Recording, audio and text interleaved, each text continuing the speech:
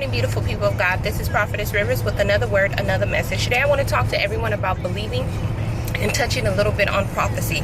We have to see from the beginning of the Bible to the end of the Bible, there has been so many prophecies that has been given in the Bible, but so many times it takes for certain people to actually have to see it in order for them to believe it. And that's so sad, because there's going to be times in our life where there is going to be a prophecy that has been spoken on our life, and it's going to take years for that prophecy to come to pass. You have to look at the story of Abraham and Sarah. It took a while for that prophecy to come to pass. Look at the story of Joseph and his brothers.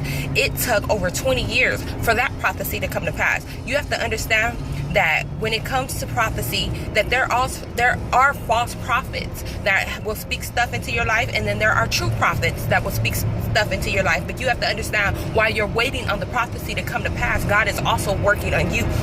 You have to understand that when it came to Jesus, it spoke of him from the Old Testament to the New Testament about his birth, death, and his resurrection, and even his second coming. But even when it came to Jesus and the disciples walked with Jesus, it had to take for John and Peter for Jesus to show his hands to Peter and for him to show his hands to John for them to believe it. They still didn't believe it. Why is it so hard for people to believe it? Because we want it to happen when we want it to happen. And if it doesn't happen when we want it to happen, then we feel that it's not true.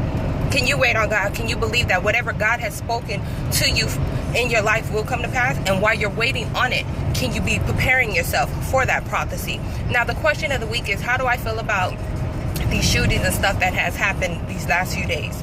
Well, as me being a minister, I have to watch what I say, because I have that platform where people are going to take in every single word that I say and hold me accountable for every single word that I say. So when it comes to that stuff, what can I say? That I believe that all lives matter, not just black lives, but every nationality matters. It's like unspoken words. We know what is happening without saying that we know what is happening. It's not like if this has just been happening. But for people to sit up there and be like, oh, well, pray for America. We should have been praying for America.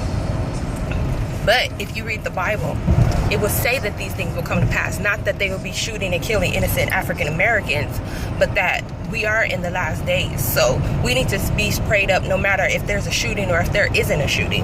I say when it comes to life, all lives matter. Remember, I love you, God loves you, and all that you do, give God the honor, glory, and praise. To God be the glory.